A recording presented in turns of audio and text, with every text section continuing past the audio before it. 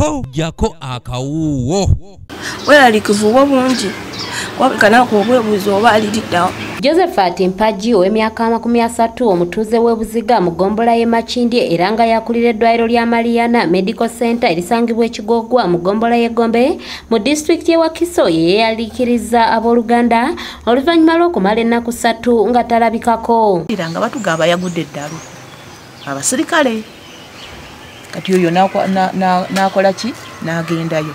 Amina Namubiru mukyala wa Mpagi agamba nti bba buli bw'aba tagenda kukomawo waka atera okumukubira ku ssimu naye ku lunaku lw'ataakomawo zaawera ssaawa 3 ez'ekiro n'atandika okumukubira essimu okutuuka ku ssaawa 6 ogw'ekiro nga tewali akwata. Essaawa ze namusuubirangamu okola ki kukomawo ssaawa 2 tasukka ssaawa 3 nenkola ki nengamba yi ono abadde kireero nga takomawo nengenda newali nenkola ki nenkenyingizangako mu kkubo nga weningizaako masimula kukwata essimu nentandika okuba ssaawa 3 zenatandikira okukubirako essimu nenkuba nga tewali agikwata. Ono era ategeeza nga ku Sande yaddamu okukuba essimu wabula abasirikale nga be bagikwata ne bamutegeeza ng'omuntu waabwe bwe yawubuze nga wano kwe kutegeeza ku b'eŋŋanda era ne bagenda ku poliisi ya Mega Standard mu Kampala okutwalayo ensonga. Ndiva ku mbeera ndi awo omwami nankubira essimu era ayogera Luzungu naŋŋamba nsimanyi nti ono nanyina essimu eno omanyi nemugamba mumanyi nemugamba omanyi gye yalaze nemugamba yesi yagenze ekigugwa omanyi oba yatuuse nemugamba simanyi kankebere kujja eno naŋŋamba nti mbu yabadde wano eno ng'alingayo mbu agudde eddalu biki. Namubiru era ategeeza nga mu kaseera kano bw'ali olubuto ng'asulirira kuzaala ng'ate bba yabadde abalabirira.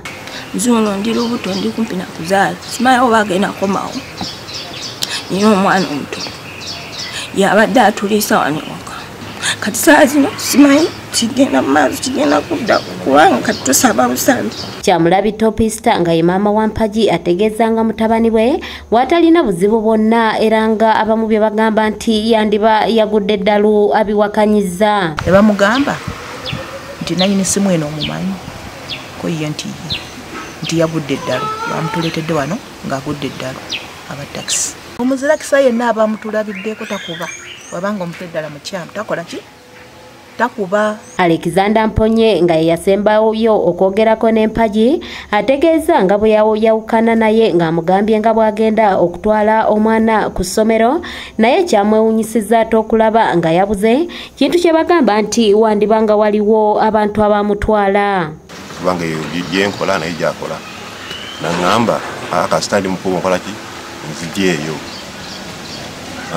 neŋŋamba kale ngenda kugamba nga nkola ki otuuse eno tagwanga ku ddalu yadde era nange kyatwewuunyisa nnyo tagwanga ku ddalu yadde talina tanywa mwenge tanywa adde ku mwenge era otambula naye bamugenze kagundi yagamba nedda. Tugezezzaako okwogerako n'amyuka omwogezi wa poliisi mu Kampala n'emirirano Luuko Weesigire ng'ono ategeeza nga Mpagi ku lunaku lwe yabula bwe yalabibwako n'abavuzi ba takisi wabula ng'agamba nti bagenda mu maaso n'okunoonyereza okuzuula ekituufu ddala mu kifo ki mwali.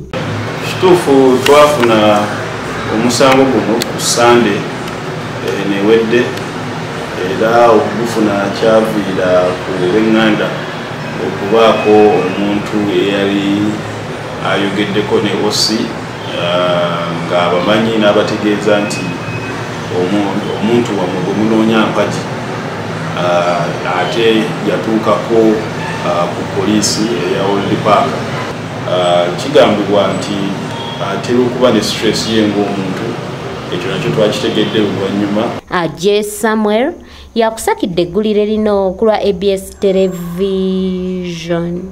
Kuba eyo yonna mu kibuga buli wamu ku poliisi zonna batuuseewo mu kibuga buli kubo buli wa batuuseewo banoonya.